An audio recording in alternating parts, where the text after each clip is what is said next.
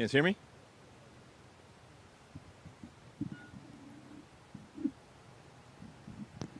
All right, Joe fans, start us off.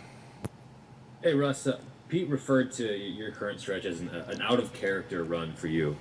You mentioned obviously you took some blame for the turnovers and all that. I'm just curious if you've been able to put your finger on maybe why things haven't been as productive and successful for you individually as you'd hope. I think that just you got to make clear decisions. I don't want to overcomplicate it. I think that we've still been able to do some great things, but I think just staying focused on what the mission is right now. I'm so focused on this week. No matter how good it is or how tough it is, you always got to be in the moment right now. And so I'm looking forward to this week. I'm looking forward to this practice we have today. I'm looking forward to getting after it and playing great this week. Are you healthy? Yeah, I feel great. Corbin Smith. Hey, Ross, a bit of an existential question here that's kind of been driving the football community nuts for several years. Do running backs really matter? We've seen what's happened the last few weeks without Chris Carson being out there, how that's impacted the offense. From your perspective, there's data out there that suggests running backs aren't as big of a deal value-wise for NFL offenses. But from your perspective, being under center, having played with some really good running backs, how important do you think it is to have a top 5, top 10 guy back there like Carson? And do you notice a tangible effect on how play action operates when you've got a player like that behind you? I think anytime you have a great player, no matter what position it is, I think you always want to have those guys.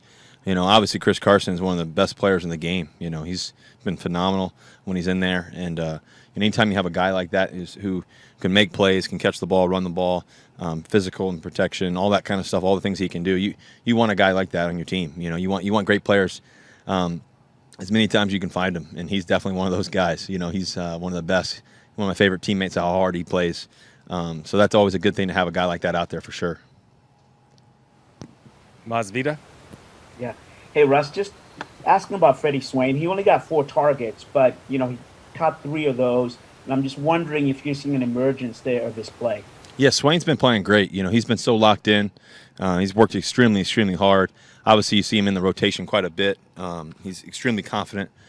He's a tremendous player, and to have a rookie like that who can, he doesn't have the mentality like a rookie. He's a pro in terms of his preparation, how he goes after it.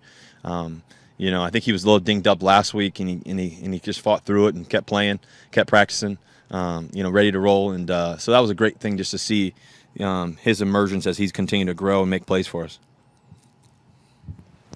Michael Sean. Hey, Russ, growing up, how close were you and Harrison, and what was the significance of your relationship? My brother, you mean? Yeah, your brother, Yeah, my dad and I. Yeah. My brother and I were super close. My brother and I, we grew up. We grew up in a cul-de-sac, and we had like this. We had this fence in the backyard. We used to always play baseball on and play late at night. We used to put those little construction lights up on the backyard, and we'd play all the way through the night till 2:30 of the night. We played basketball all day, all night. My brother was 6 years older than me, and to have a brother who was so competitive, so athletic as well. And I used to go to his college football games and be on the sidelines. I used to be the ball boy on the sidelines at University of Richmond games, and throw with him, pregame, after the game, all that kind of stuff. And I just remember how close. We're still super close. Obviously we do business together with Limitless Minds and all that, but my brother's means the world to me. And so he's definitely one of my best friends in the world. He's everything to me. And he really taught me how to play the game. He pushed me, challenged me every day. He didn't take it easy on me either. We used to play so hard against each other. He never took it easy on me. We always had fun playing, and so anytime, I get to see his daughters and his family and everything else, it's such a blessing. And just to have kids, we have 3 kids, and he has 3 kids, so it's always fun. It's in the house, especially around the holidays or whenever we get around each other in the summertime. It's always a blessing, that's for sure. Did he shape how competitive you are? Yeah, I think so. He helped that for sure. I think that you're kind of born with it, I believe. But you also, it's also nurtured. Throughout your life. And I always played up. That was the thing. I was always playing up. I was always playing 5, 6, 7 years older than me. When I was in middle school, I was playing, when I was in 8th grade, I was playing varsity baseball. When I was in lower school, I would be playing the middle school 8th and 9th graders in basketball, after school and all that kind of stuff. And, and so it was always a blast, and then my brother just, like you asked, he really taught me that competitive edge. My dad did too, my mom, as well. But my brother, we actually competed against each other, and I could play a little bit. So it was one of those things that I would be on his team a lot of the times, and we'd go after it if we were playing a group of people, or I would just go watch him all the time. And he played so hard all the time. He was so talented. My brother, I think my brother's one wish, and if he could do it all over again, is he played quarterback. He was a receiver. He could really spin it, though. He could really throw the ball really well. And but he always got the ball. They always handed him the ball or threw it to him. And but he could spin it a good 50, 60, 70 yards almost. So he was a good quarterback for sure. He played center field and all that, so he had a great arm. Thanks. Yep. Bob Condotta? Yeah, Russell, teams have had a lot of success bringing pressure against you guys the last few weeks and all of that, and Arizona probably will again. I think they're third in blitz rate in the NFL this year. Just what do you think you guys got to do to tighten up against that a little bit? Yeah, we got to be clean against the blitz. I think we got to be really clean against it. I think that's the key thing for us, just in general, and when they do pressure. That's for any team. That's not just us. That's any team in the NFL, that's the number one rule. You got to be clean against the blitz. So we got to make sure that we do that this week. Obviously, they're great at it. They're tremendous at it. Their coach is, unbelievable at the other pressure stuff, and they got a great defense and got a lot of respect for them. So we got to be ready for that for sure. Brady. Russ, do you remember the last time, if ever, you were on a team that lost 3 straight games, if that's ever happened? I don't ever think about that. I don't ever think about it. That's not my I don't ever think that way. What we don't see you guys lose 2 straight very often. What is the what kind of vibe have you sensed in the locker room this week? We've been super upbeat. Obviously we've had some tough challenges along the way, but everybody's upbeat. Everybody has great belief, and there's no doubt that we're talented. There's no doubt that we can do some great things. There's no doubt that we're going to continue to do great things, and that's what we're excited about. We're excited about this opportunity. Every week it has this new history of its own. Every game tells its own story. Every game has a new history, and you got to treat it that way. You can't say 1-0 this week and say it when you're winning and not say it when you're not winning. So it's one of those things that you got to stay true. And I think that's the thing that we've always been focused on, and just we're looking forward to this matchup. We're looking forward to this challenge. They're a great football team. They're playing great. We haven't been playing our best the past couple weeks, but we'll get back on to playing our best, and we're looking forward to a great matchup. It's always a great matchup between us and the Cardinals, so we know that. Thanks. Yep. Adam. Yeah, Russ, I'm just curious what the conversations are like between you and DK after a tough game for him, tough game for obviously the offense overall on Sunday. What are those conversations like the last couple of days? It's been great. We sat on the plane, watched tons of film together. We watched the past game we had. We watched Arizona game and all that kind of stuff, and just trying to get ready for this week. And he's so focused. He's such a great player. We want to be able to have him make plays for us and do all the great things that he can do. And the good thing is we have so many great receivers. Tyler, last time we played these guys, had a great game, and it's just we've got so many guys that can make plays. And so we definitely want to get the ball to DK Metcalf. Obviously, he's so special. Jackie? Hey, Russ, you touched on it a little bit, but in the event that you can get either Carlos or Chris Carson back for this game, having one of them in the backfield, what does that open up for you and the offense? Well, I think they're such great runners. Those guys have rushed for 1,000+ yards before many times, and they've done some special things, and they're so physical, short yardage situations, all those different things that they can do. They're just great, and I think DJ Dallas has done a really good job for us. He stepped in as a rookie, has made great plays for us. So you don't want to discredit what he's been doing too. He's been really, really key for us. He made some great catches last week. He, has ran the ball well. AC has stepped in and ran the ball well. But guys like Carlos and Chris, they've played so much ball and so much experience of it all, and just to have that plethora of running backs in the backfield is always a great thing for us, and to have that stable just coming in and coming out.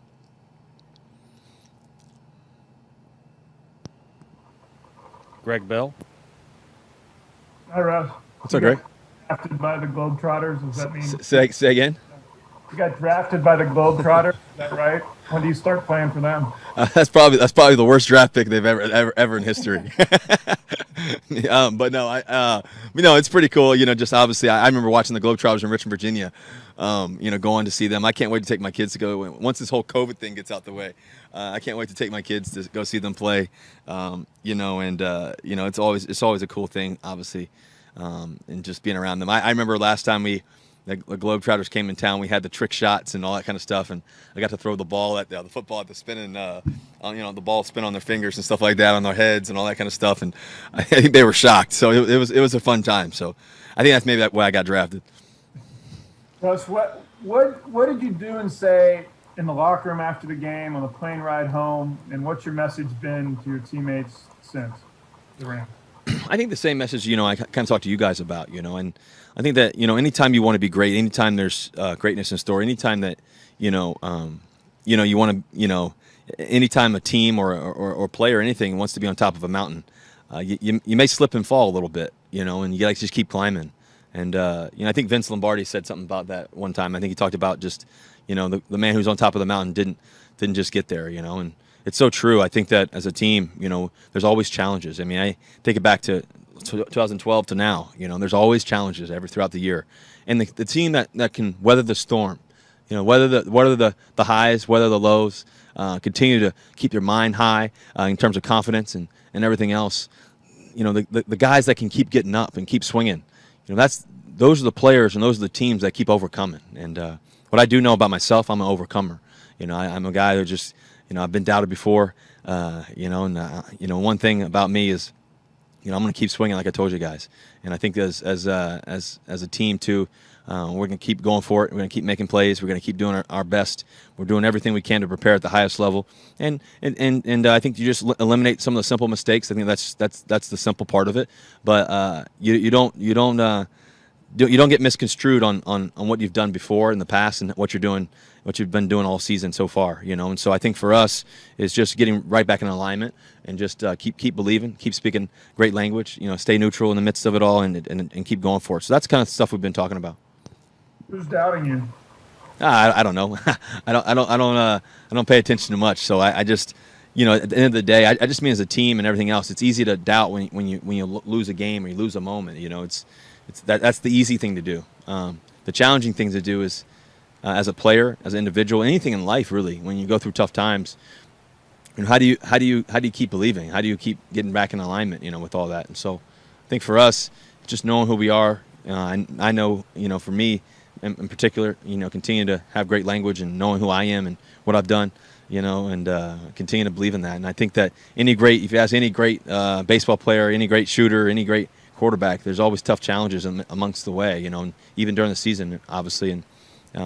And I always kind of use the baseball analogies, as you know, Greg. But sometimes you go to the plate, you go 0 for 4. You go to the plate again, you go 0 for 4. The next time you go 0 for 4 again. Next thing you know, how did I get to 0 and 12? But what do you do? Do you not go up and keep swinging? So I think that's the thing. I think great players, great hitters, great shooters, great golfers, great quarterbacks, they find a way to get back out of it, and that's just the belief, that's just the mentality. I look forward to it. I look forward to the adversity. I always have and always will, and I'm looking forward to overcoming it all and us getting back on track. And we got a great game this week, like I said. To try to go 1-0 against these guys. They're a great football team. Got a lot of respect for how they play across the board. They got a lot of great players. We got a lot of great players. The NFC West matchup. It's the toughest division of football, and we'll be ready to play our best football. Art. Russ, you've been sacked 11 times the last 2 games. You've got 30 this season, 4th in the NFL. Besides the missing backs, what's changed in the pass pro since the beginning of the season?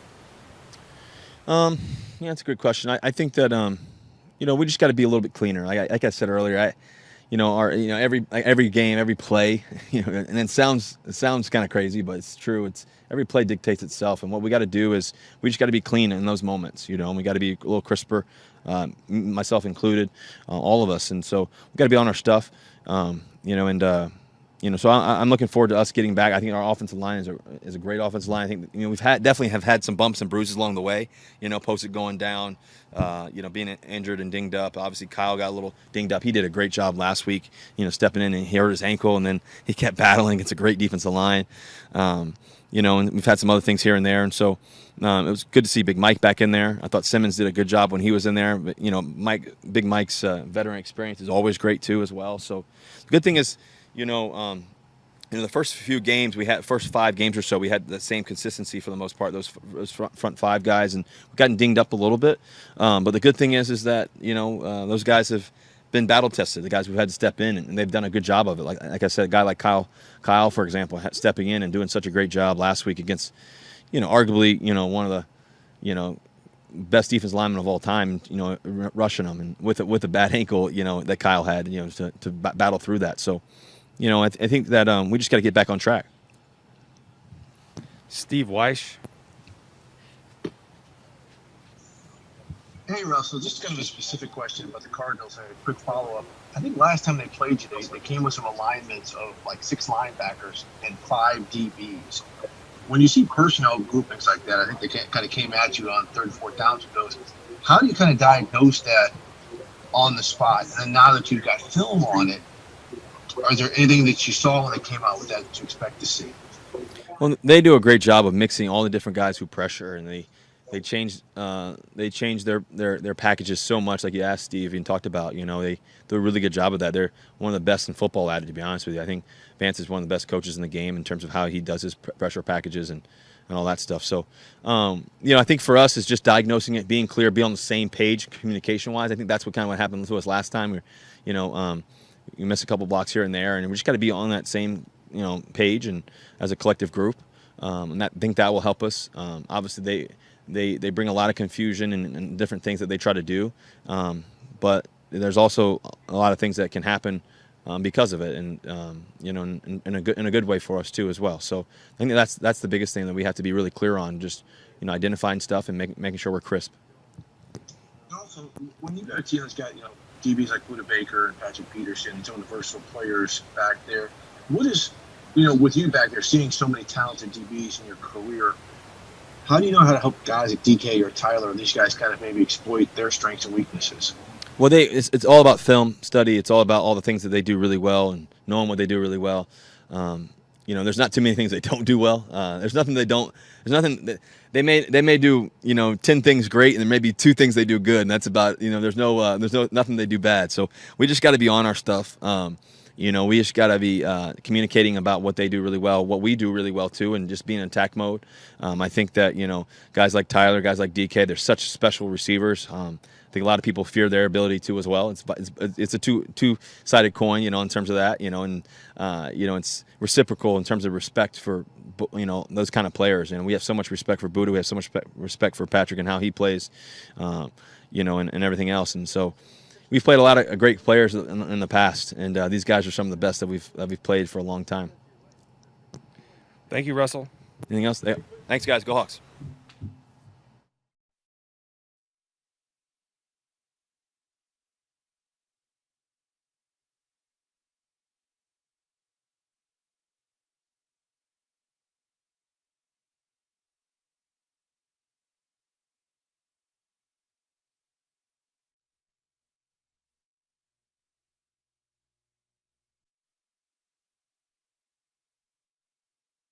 McCord, do you have a question for Bobby? I do, thank you. So Bobby, I know that it seemed like a few weeks ago when the defensive talk around the Seahawks defense was at its height of wondering if you guys could be great this season, you took that pretty personally. So now you get a chance this Thursday with a guy that you didn't get any hurries on, or maybe one hurry on. How much are you looking forward to a rematch with the Cardinals? We're looking forward to it. Obviously, they beat us last time. We went down there, and like you said, I don't think we had a pressure on them. I think it might have been one. So we're looking forward to it. I think it's a great opportunity. I think it's good to have normally you don't like quick games like this, but, it's good to get back on the field and kind of, brush these losses off. Yeah. Masvita?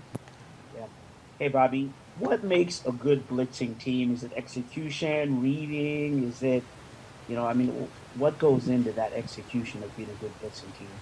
I think it's a combination of everything. I think, definitely schematically for sure, because you have to know, you have to have intellect to know how they're going to pick your blitzes up, and you have to know, where they're going to slide and how they do different protections. And I think at the end of the day, it's definitely hard too, because sometimes they block it the right way, but, somebody makes a great play. So I think it's a combination between schematically, execution, the guys running the blitzes right, making the right reads, and then at the end of the day, just somebody beating somebody. Art Teal. Bobby, you mentioned last game with Murray. He had 48 dropbacks, and you guys didn't get a sack or a hit. Is that, just a pure talent thing, or did you, upon film review, see something about what you guys did that game that's correctable? I definitely feel like there's things that we did that game that is correctable. I think we had opportunities to do so, and I think we just got to execute. And, I think I don't think we had Jamal last game. We didn't have a couple other guys last game. So, I think we'll be able to get to them. Jen? DeAndre Hopkins, it doesn't matter what you do, he can still come down with it. What do you do when he is being targeted twice as much as any other receiver in that system? You just got to make sure you tackle him when he gets the ball. You understand that they're going to throw it to him about 20 times. And so hopefully he doesn't catch all 20 and it's a catch tackle versus him catching the ball and getting yards as a contact. So, I think, you guys saw the play. You understand, what it is. I would throw it to the guy, too, if he was going to catch it like that all the time. So, we just have to make sure we limit his plays and make sure he doesn't get any yards after contact. Curtis. Yeah, Bobby, over the last 2 games, you guys had 10 sacks. So, given where you were at coming into this last little stretch here, it's a pretty big uptick for you guys. How much do you look at that and feel, okay, this is sustainable, this is something we can build upon, and what could that open up for you guys defensively if it is something that's a little bit more real week to week? I definitely feel like it's something that's sustainable. I think they haven't found an answer for Jamal, when he's coming off the edge and things of that nature. We still have guys that can get into a groove, so they're still, it's definitely promising having, 10 sacks and just building off that. We just have to put it together, and we have to put it together consistently. And I think that's where we're at with it. We have to, everything that we do, it has to be consistent. It can't be do it one time and not do it the next. It has to be consistent. So, I'm confident in our guys, and we'll get it. Bob? Yeah, Bobby, did you notice anything really different in how Kyler Murray is playing this year as opposed to last year? Almost nobody's sacking him this year. Last year he got sacked left and right. Their sack numbers are way down this year. Is there something you sense he's doing or a way they're using him to kind of prevent those? Honestly, I think it's the confidence. I think when he first got into the league and you watched him on the film, when he was making the runs, he was just kind of running out of bounds. He was just, who can catch him to be out of bounds. And then, I think as the season went on, he got a little bit more confidence, and I think you're seeing that even more now. They're running the QB running plays. They're having different things, and he's not going out of bounds. Sometimes he's, trying to lower his shoulder to get the first down or take some of his. You just see the confidence that he have in his ability to make the right decision with the ball in his hands, and I think that's pretty much what it is. I think he's growing more confident in his running ability. And, his ability to try to make people miss. And I think that's the main difference. It's more his mentality than anything else. Jackie?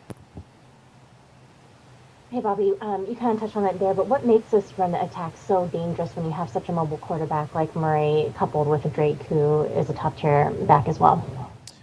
I think it just makes you have to be, play the plays consciously. You know what I mean? You have like you say, you have a strong running back game, but you have a quarterback that complements the running back game, just as good. So, you'll have pullers going to your left and thinking the ball's going that way, but then, Kyler will keep it and run to the right, and, not many people can catch him when he's at top speed. So, you just have to be on your game, and everybody has to do their job and, keep eyes on him for sure. And then secondly, as one of the leaders in the locker room, what has kind of been your messaging to this team as you following the back-to-back losses? That, we have to learn how not to make the same mistakes twice, and we have to be consistent. I think that's the biggest thing. A lot of great defense, they learn from their mistakes, and they don't continue them. And so I think it's just being positive as well, understanding that we have to, be positive in this situation. We understand that we're not playing the way we want to play, but we can. And we have the players to play the way that we want to play. And so I believe in the guys in the locker room. I believe in everybody, and that's been the main message. And, you have to keep having that belief. We're sitting at 6-3. It's not like it's 3-6. And so, we really need to be consistent and do our jobs. Thank you. Michael, Sean. Hey, Bobby, how has the adjustment been, like the defenses you guys are mixing up versus like the LOB days, a lot of cover 3, you guys are trying a lot of different things. Now, how's that adjustment been for you in the last maybe year or so? It's been an adjustment. I mean, obviously when we were, playing with guys like Cam and Sherm and, people forget we had so much time together to create that camaraderie that we had. And so, these past few years have been kind of like an in and out, from various positions. And so, the connectiveness has had to be sped up. And so I think that's been a big difference. But I feel like we've, been growing in the right direction. So I'm positive with that. Thanks. Brady. Hey, Bobby, we haven't seen you guys blitz as much, I believe, under Pete Carroll as you are now. What is that? How different has that felt? And also, what is the challenge when you're doing that against a quarterback like Kyler Murray?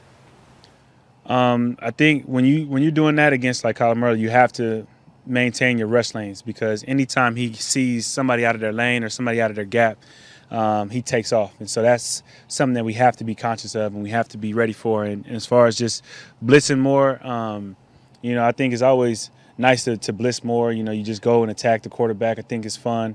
The challenges with it is just making sure you have to execute, because quarterbacks see the blitzes and they want to make sure they get the ball out quick. And so, you have to get home before the quarterback, sees the blitz. There's an open area in each blitz, and most quarterbacks can find it. So you want to get home as fast as you can so they can't.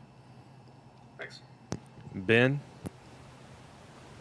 Bobby, Russ has, obviously been in a funk for the last, 4 games. Just from knowing him so well over the last several years, what about him, like his mentality, I guess, maybe makes him uniquely able to kind of overcome the sort of adversity he's going through right now?